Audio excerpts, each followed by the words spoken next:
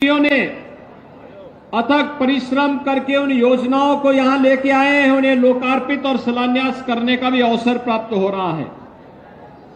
और इस अवसर पर अनुसूचित जाति जनजाति के लिए केंद्र और राज्य शासन के स्तर पर क्या क्या योजनाएं चल रही हैं, इन योजनाओं के बारे में हमारे पूर्व वक्ताओं के श्रीमुख से आपको बहुत कुछ सुनने और जानने का अवसर भी प्राप्त हुआ है। भाइयों बहनों, हम सब जानते हैं समाज के मार्गदर्शन के लिए जब भी आवश्यकता पड़ी, ये समाज समरस समाज के रूप में बिना भेदभाव के उत्तर से दक्षिण, पूरब से पश्चिम एक भाव और भंगिमा के साथ कार्य करता रहा है। अतीत के किसी कालखंड से लेकर के आधुनिक काल तक ऐसे अनेक उदाहरण हैं जब अनुसूचित समाज ने समाज का मार्गदर्शन किया, उनको नेतृत्व दिया, समाज की आवश्यकता के अनुरूप परिश्रम और पुरुषार्थ से कभी पीछे नहीं हटे और अपने हर कार्य को परिणाम के साथ जोड़ते हुए समाज को एक नई दिशा में अग्रसर करने का कार्य किया। आज पावन पर्व है जब हमें महर्षि वाल्मीकि जी की इस पावन जयंती के कार्यक्रम के साथ अपने अनुसूचित समाज से जुड़े हुए बंधुओं के साथ इस महापंचायत के माध्यम से संवाद करने का अवसर प्राप्त हो रहा है। भाइयों बहनों, आज एक और महर्षि वाल्मीकि की पावन जयंती और दूसरी ओर आज हर देव मंदिर में अखंड रामायण का पाठ भी हो रहा है महर्षि वाल्मीकि जयंती के अवसर पर, और सरकार स्वयं इसमें भागीदार बन रही है। याद करिए, क्या पहले महर्षि वाल्मीकि की जयंती के अवसर पर रामायण का पाठ हो पाता था क्या? पिछली सरकारें घबराती थी क्योंकि उन्हें महर्षि वाल्मीकि के में, भगवान वेदव्यास में, बाबा साहब भीमराव अम्बेडकर में, संत रविदास में, उनको ये लगता था कि अगर हम इन्हें महिमा मंडित करेंगे तो कहीं उनका वोट बैंक न खिसक जाए, और इसके भय से इन महापुरुषों की जयंती ही नहीं मनाते थे, उनके नाम पर कोई कार्यक्रम नहीं होने देते थे। इन महापुरुषों के नाम पर जो पहले से बने हुए स्मारक थे, भवन थे, उनको हटाने का कार्य पिछली सरकारें करती थी। लेकिन आज सरकार ने इस बात को तय किया, ये डबल इंजन की सरकार है। प्रधानमंत्री मोदी जी के नेतृत्व में, उनकी लीडरशिप में आज एक तरफ बाबा साहब भीमराव अम्बेडकर से जुड़े हुए पंच तीर्थों के विकास का कार्यक्रम प्रभावी ढंग से आगे बढ़ाने का कार्य हो रहा है, तो दूसरी ओर महर्षि वाल्मीकि के प्रति पूरी श्रद्धा और सम्मान का भाव व्यक्त करते हुए उनके पावन जयंती के अवसर पर हर देव मंदिरों में अखंड रामायण के पाठ के साथ सरकार कार्यक्रम को आगे बढ़ा रही है। भाइयों बहनों, भगवान राम के चरित्र को दुनिया के सामने लाने का श्रेय अगर किसी एक त्रिकालदर्शी ऋषि को जाता है तो महर्षि वाल्मीकि को जाता है। याद करिए, महर्षि वाल्मीकि, उन्होंने जो रामायण लिखा वही रामायण के अलग अलग संस्करण के रूप में अलग अलग कालखंडों में फिर सामने आई, और आज इसी का परिणाम है अयोध्या में भगवान श्री राम के भव्य मंदिर के निर्माण का मार्ग भी प्रशस्त हो रहा है। भाइयों बहनों, कौन ऐसा भारतीय होगा जो महर्षि वाल्मीकि पर, संत रविदास पर, बाबा साहब भीमराव अम्बेडकर के योगदान के प्रति कृतज्ञता ज्ञापित न कर सकता हो?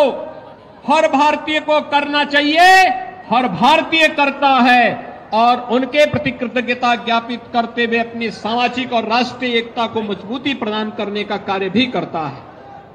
भाइयों बहनों, आज उसी परंपरा का निर्वहन करने के लिए हम लोग कानपुर के माध्यम से एक बार फिर से जोड़ने के लिए आए हैं। मैं आज के इस अवसर पर आपसे यही कहना चाहता हूं, पिछली सरकारें आपको, समाज को जाति के नाम पर बांटती थी, क्षेत्र के आधार पर बांटती थी, भाषाई आधार पर सामाजिक ताने बाने को छिन्न भिन्न करने का कार्य करती थी।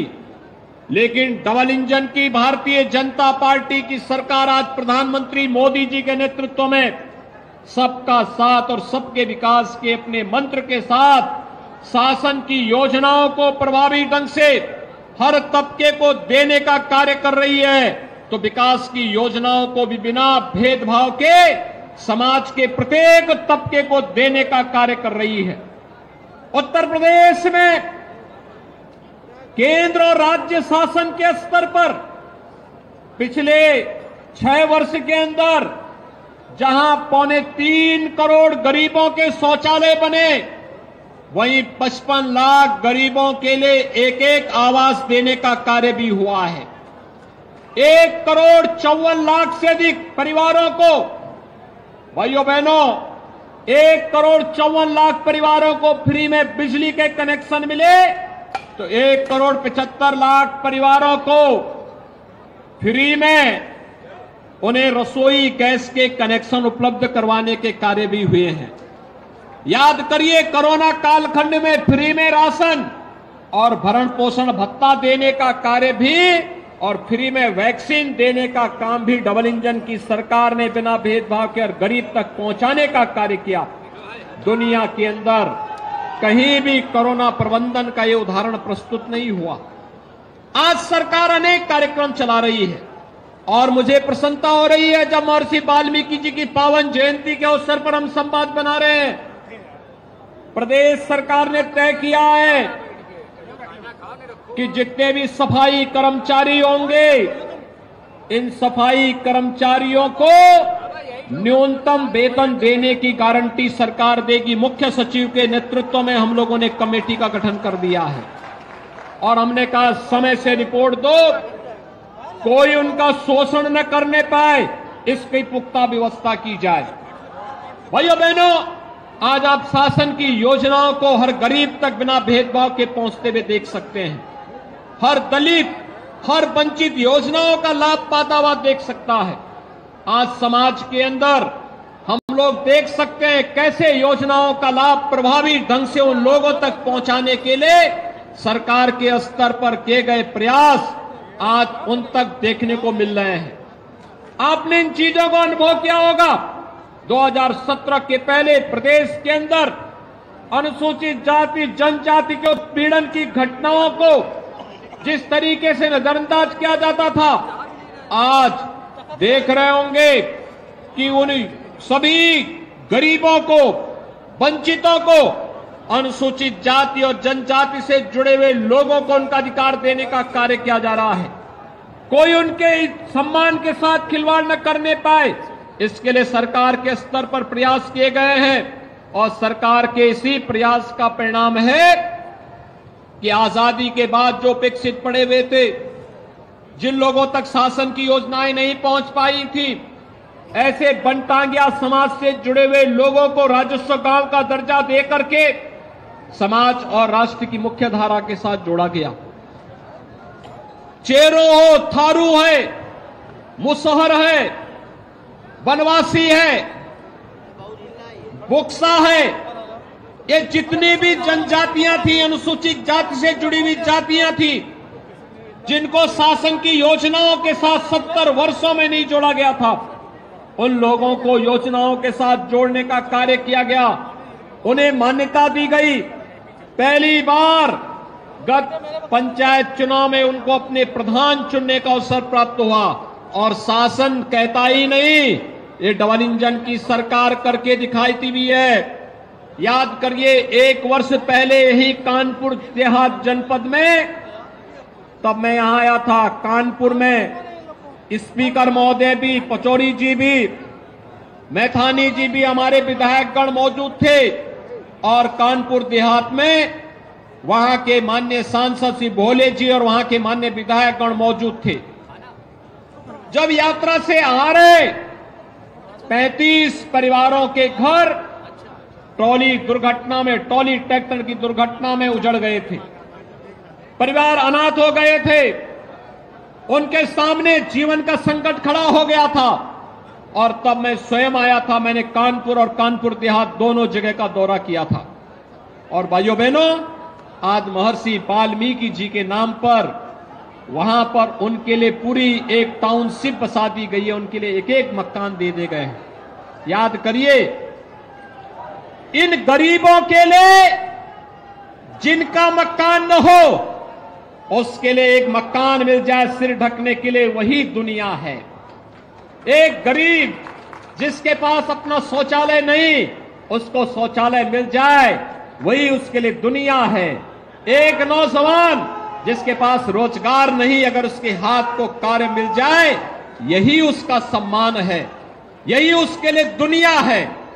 एक बेटी जिसको सुरक्षा चाहिए, उसको सुरक्षा की गारंटी मिल जाए, यही उसके लिए दुनिया है। और भाइयों बहनों, एक वंचित, एक गरीब, एक दलित जो सम्मान जिसको प्राप्त नहीं हो रहा था, अगर उसे शासन और समाज मिलकर के सम्मान के साथ आगे बढ़ने के लिए एक अवसर देता है, तो उसके लिए दुनिया की सारी खुशियां उसको प्राप्त हो जाती हुई दिखाई देती हैं। और आज डबल इंजन की सरकार इसी को ध्यान में रख करके अपने कार्यक्रमों को आगे बढ़ाने का कार्य कर रही है।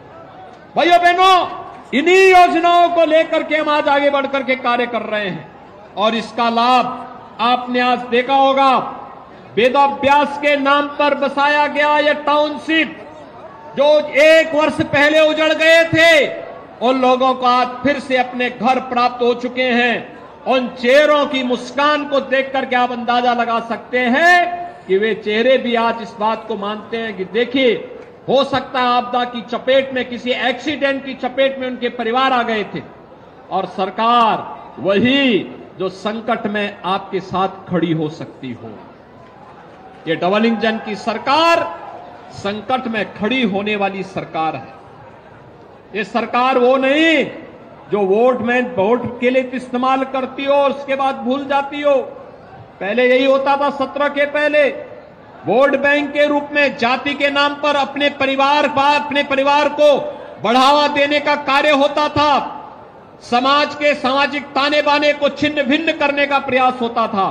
लेकिन आज सामाजिक ताने बाने को छिन्न भिन्न करने नहीं, बल्कि समाज की मुख्य धारा के साथ जोड़ करके प्रधानमंत्री मोदी जी के मंत्र सबका साथ और सबके विकास के भाव के साथ जोड़ने के लिए भारतीय जनता पार्टी एक समरस समाज के निर्माण की कार्रवाई को आगे बढ़ा रहा है। भाइयों बहनों, आपके लिए इससे बड़ी प्रसन्नता का विषय क्या हो सकता है कि लगभग 1.5 वर्ष पहले इसी कानपुर नगर में पुलिस कमिश्नर के रूप में सीएम अरुण जी अपनी सेवा दे रहे थे, और आज वह कन्नौज से विधायक भी हैं और साथ साथ उत्तर प्रदेश सरकार में समाज कल्याण विभाग के मंत्री भी हैं।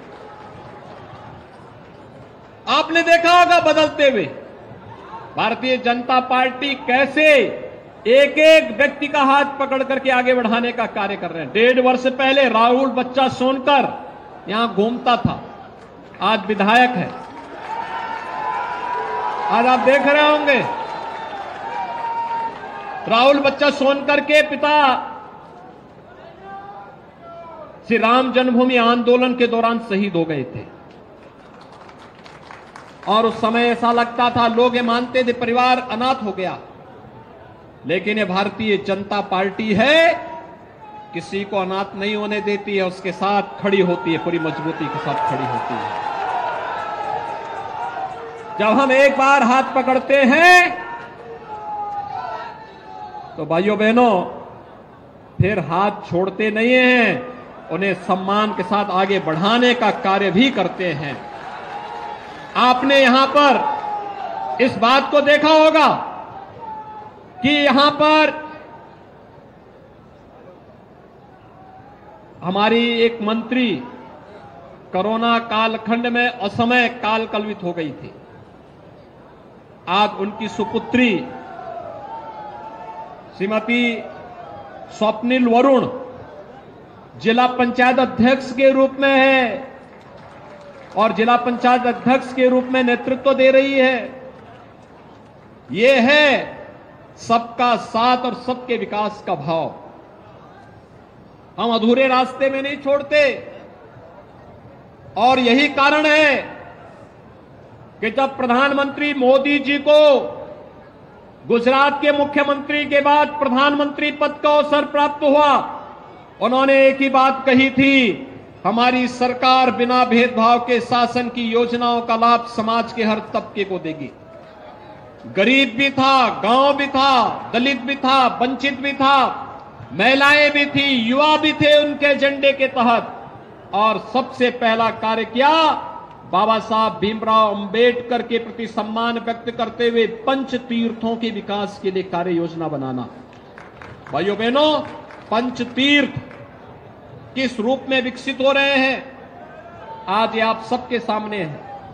बाबा साहब भीमराव अंबेडकर से जुड़े हुए आपने देखा होगा, मऊ जहां जन्म हुआ था मध्य प्रदेश में, भव्य स्मारक बाबा साहब भीमराव अंबेडकर का बना हुआ है।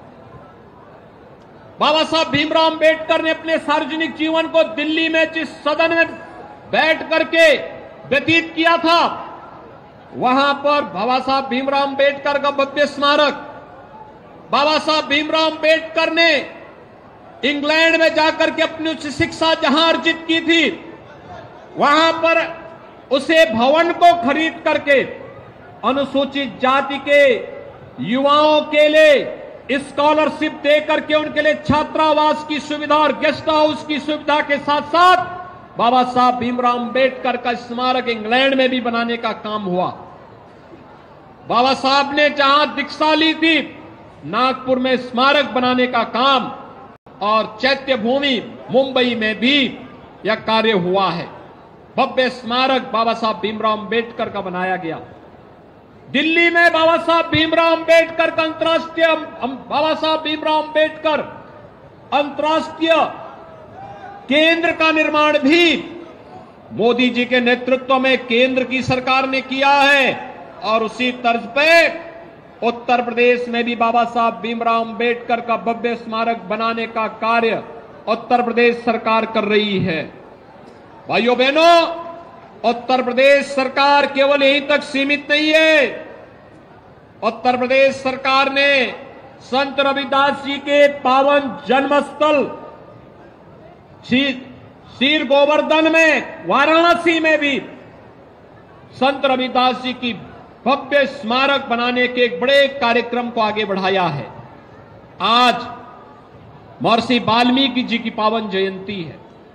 लालापुर, जहां पर महर्षि वाल्मीकि की साधना स्थली के रूप में और उनकी जन्मस्थली के रूप में जो क्षेत्र विख्यात है, लालापुर में आज अनेक कार्यक्रम चल रहे हैं।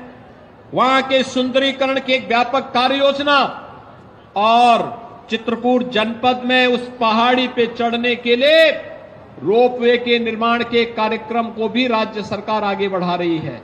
भाइयों बहनों, जिससे लोग वहां पे जाकर के महर्षि वाल्मीकि जी की पावन साधना स्थली के दर्शन कर सकें, वहां जा सकें, आसानी से पहुंच सके, उस त्रिकालदर्शी ऋषि के उस साधना के पुण्य फलों को प्राप्त कर सके।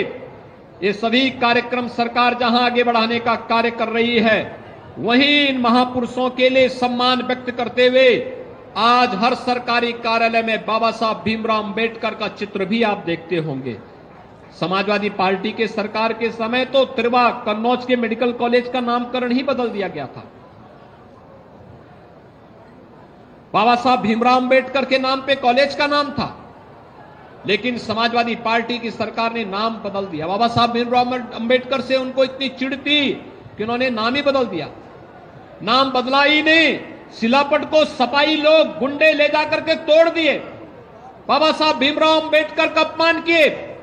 एक तरफ मोदी जी 26 नवंबर की तिथि को भारतीय संविधान दिवस के रूप में मनाने की घोषणा करते हैं, और संविधान दिवस के अवसर पर बाबा साहब भीमराव अंबेडकर के द्वारा दिए गए संविधान के प्रति श्रद्धा व्यक्त करते हुए उन्हें भारत के सर्वोच्च सम्मान के साथ उनके प्रति कृतज्ञता ज्ञापित करने के साथ साथ इस पे तमाम प्रकार की डिबेट आगे बढ़ाई जाती है।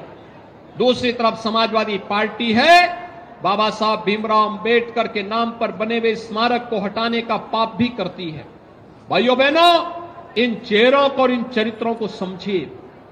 ये लोग बोलेंगे कुछ और करेंगे कुछ। लेकिन यहां पर तो ये डबल इंजन की सरकार जो बोलती है वह करके दिखाती है, और ये करके दिखाने का कार्य शासन की योजनाओं में, शासन के द्वारा दी गई योजनाओं को आगे बढ़ाने में, हर गरीब को बिना भेदभाव के शासन की योजनाओं के साथ जोड़ने के लिए जो कार्य किए गए हैं, उसके परिणाम स्वरूप आज हम सबके सामने वह देखने को मिल रहा है। डबल इंजन की सरकार इस दिशा में पूरी प्रभावी तरीके से आपके साथ खड़ी होकर के आपकी सुरक्षा के लिए, आपके स्वावलंबन के लिए, आपके सम्मान के लिए पूरी प्रतिबद्धता के साथ कार्य कर रही है। और उसी बात के लिए आश्वस्त करने के लिए आज ये मंच आपके पास आया है, आपसे कहने के लिए आप चिंता मत करिए। ये डबल इंजन की सरकार और भारतीय जनता पार्टी का एक एक कार्यकर्ता आपके साथ खड़ा है। भाइयों बहनों, अनुसूचित जाति महासम्मेलन के माध्यम से हमारी अनुसूचित जनजाति मोर्चा, जाति मोर्चा ने श्री रामचंद्र कनौजिया के नेतृत्व में जिस प्रभावी ढंग से अपनी भूमिका का निर्माण प्रदेश भर में करना प्रारंभ किया है, यह अद्भुत है, बहुत सराहनीय है। और इसके लिए मैं उनको और उनकी पूरी टीम की सराहना करूंगा। और भाइयों बहनों, मैं आप सबको आश्वस्त करता हूं, जैसे कानपुर कभी देश का सबसे उभरता हुआ नगर था, देश के अंदर 3 बड़े आर्थिक रूप से संपन्न महानगरों में कानपुर की गिनती होती थी। पिछली सरकारों ने कानपुर की इस आर्थिक उन्नति को पूरी तरह तहस नहस करने का काम किया। आज मुझे बताते हुए प्रसन्नता है, जहां यहां पर 500 करोड़ रुपए की परियोजनाओं का आज शिलान्यास और लोकार्पण तो हो रहा है, लेकिन साथ साथ जो नई योजनाएं कानपुर के लिए बन रही हैं, मेट्रो कानपुर में भी प्रारंभ हो। आपने देखा होगा 2021 में प्रधानमंत्री जी के कर कमलों से कानपुर में मेट्रो के प्रायोरिटी सेक्टर का काम संपन्न करके मेट्रो का सफलतापूर्वक संचालन हो रहा है। मेट्रो सिटी के रूप में आज कानपुर बन चुकी है, विकास की प्रक्रिया के साथ तेजी के साथ उभर रही है। लेकिन साथ साथ डिफेंस मैन्युफैक्चरिंग कॉरिडोर का भी एक नया केंद्र बनकर के कानपुर उभर रहा है। कानपुर से लेकर के झांसी तक इस पूरे क्षेत्र में 38,000 एकड़ भूमि में एक नोएडा की तर्ज में नए औद्योगिक विकास के केंद्र को विकसित करने की कार्रवाई को डबल इंजन की सरकार ने अपने हाथों में लिया है। भाइयों बहनों, नोएडा में 46 वर्ष लगे, तब 35,000 एकड़ लैंड में नोएडा का विकास हो पाया है। यहां पर पहले ही वर्ष में 38,000 एकड़ में यह औद्योगिक विकास की नए कार्यक्रम को हम लेकर के चल रहे हैं। और मुझे विश्वास है कि ये कार्यक्रम इसी तारतम्यता के साथ आधुनिक इंफ्रास्ट्रक्चर के लिए जो कार्य यहां पे हो रहे हैं, चाहे वो रिंग रोड का हो, Lucknow Kanpur greenfield express highway का हो, मेट्रो के संचालन का हो, या फिर डिफेंस कॉरिडोर का हो, नमामि गंगे में मां गंगा की अविरलता और निर्मलता के लिए किए गए कार्यक्रम हो, या फिर यहां के पुराने औद्योगिक स्वरूप को फिर से पुनर्स्थापित करने का कार्यक्रम, ये कानपुर के साथ साथ पूरे कानपुर बुंदेलखंड क्षेत्र की तस्वीर और तकदीर को बदलने के लिए मील का पत्थर साबित होने जा रहे हैं। और उसी दृष्टि आज मैं आपको आश्वस्त करने के लिए आया हूं कि भाइयों बहनों, ये डबल इंजन की सरकार कानपुर और बुंदेलखंड को उसका वैभव फिर से उपलब्ध करवाने के लिए पूरी प्रतिबद्धता के साथ कार्य कर रही है। और आज इसी के लिए कि तीसरे नंबर पर देश के अंदर कानपुर औद्योगिक नगरी के रूप में अर्थव्यवस्था का एक केंद्र बिंदु था, और फिर से कानपुर को वही हमें स्थान और वही सम्मान दिलाना है। इसके लिए इंफ्रास्ट्रक्चर, कनेक्टिविटी और औद्योगिक निवेश के कार्यक्रमों को हम तेजी के साथ आगे बढ़ा रहे हैं। ये परियोजनाएं उसी के परिणाम स्वरूप आज यहां पर उपलब्ध हो रही हैं। और मुझे पूरा विश्वास है कि इन योजनाओं के माध्यम से लाखों नौजवानों को रोजगार के कार्यक्रम के साथ हम जोड़ने, स्किल डेवलपमेंट के साथ जोड़ने में हम सफल होंगे। एक बार फिर से महर्षि वाल्मीकि की पावन जयंती के अवसर पर आप सभी को बधाई देता हूं। इस त्रिकालदर्शी ऋषि के इसी चरणों में नमन करते हुए पूरे प्रदेशवासियों को मैं अपनी शुभकामनाएं देता हूं और विश्वास व्यक्त करता हूं कि सरकार, डबल इंजन की सरकार पूरी ईमानदारी के साथ, पूरी प्रतिबद्धता के साथ, बिना भेदभाव के शासन की योजनाओं को हर वंचित, हर गरीब, हर दलित, हर गांव, हर गरीब और हर महिला और हर नौजवान तक पहुंचाने का कार्य करेगी। आप सबके प्रति मेरी शुभकामनाएं। धन्यवाद। जय हिंद। जय जय श्री राम। जय जय श्री राम।